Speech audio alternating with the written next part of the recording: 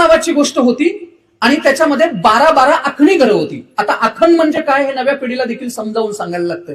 एक आखण म्हणजे 2 खांबांच्या मधलं अंतर म्हणजे एक आखण. अशी 12 आखणी घरं होती. 25 माणसाचं कुटुंब एकत्र राहू शकत होतं.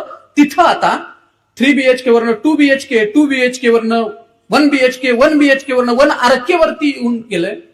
पाहुणा घरातला माणूस तर म्हणजे घरातला पाहुणा तर सोडाच, पण घरातल्या माणसाला देखील आलेला प्रश्न विचारला जातोय, किती दिवस राहणार आहे? आणि हे पटत नसेल तर पुण्यामध्ये जा आणि हे मोठ्या माणसांच्यातले संवाद ऐकू नका. त्या घरात स्वतंत्र खोली दिलेल्या एखाद्या मुलगीला किंवा मुलग्याच्या तोंडातले संवाद ऐका. त्याची खोली जर पाहुण्याला दिली तर ते 2 दिवस पाहुण्यांच्याकडे असं बघतं की पाहुण्याला देखील भीती वाटते. आपण घर सोडलेलं बरं आहे. म्हणजे इथपर्यंत आला. आता चला ठीक आहे, मी मान्य करूयात आपण, चला आधुनिक काळात जगतोय आपण आधुनिक काळात जगतोय. घरात भिंती उभ्या राहणारच होत्या या सगळ्या कारणाने, मान्य करूयात. मनामनात भिंती उभ्या राहिल्या त्याचं काय करायचं?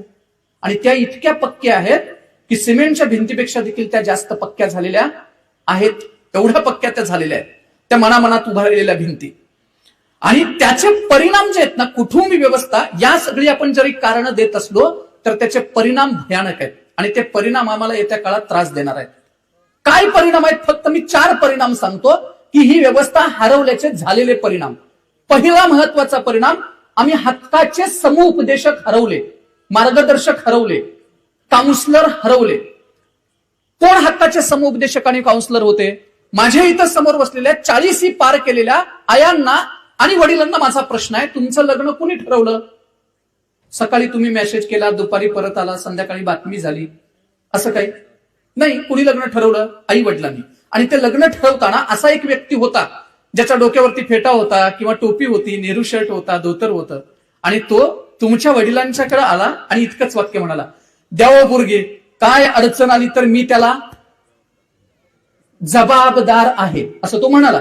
फक्त एवढं म्हणाला नाही, त्या लेकीच्या संसारात कधी नवऱ्याबरोबर सासू सासऱ्याबरोबर भांडण झालं तर माहेरातून बाप येण्याच्या अगोदर तो मधला बाप आला आणि म्हणाला, हे बघ पोरगी माझ्या जबाबदारीवर करून आणले, बोलायचं नाही. महाराष्ट्रातल्या अनेक लेकींचे संसार विद्यापीठाच्या पायऱ्या कधीही न चढलेल्या या माणसांनी सांभाळलेले होते. जेव्हापासून ही माणसं समाज व्यवस्थेतून, कुटुंब व्यवस्थेतून हरवली, तेव्हापासून नात्यात कोर्ट आलं, घरात कोर्ट आलं.